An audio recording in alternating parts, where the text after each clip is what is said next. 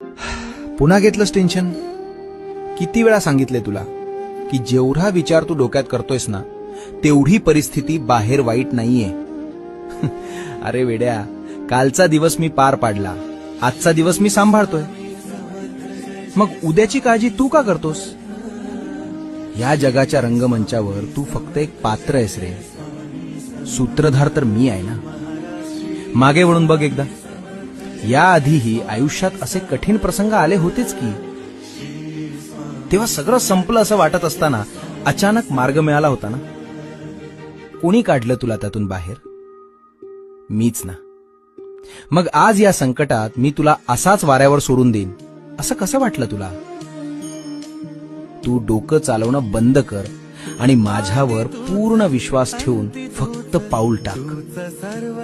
जे हातातून निसटलंय त्याचं दुःख करू नकोस. आता डोक्यातून काळजी काढून टाक. भिवू नकोस. मी तुझ्या पाठीशी आहे.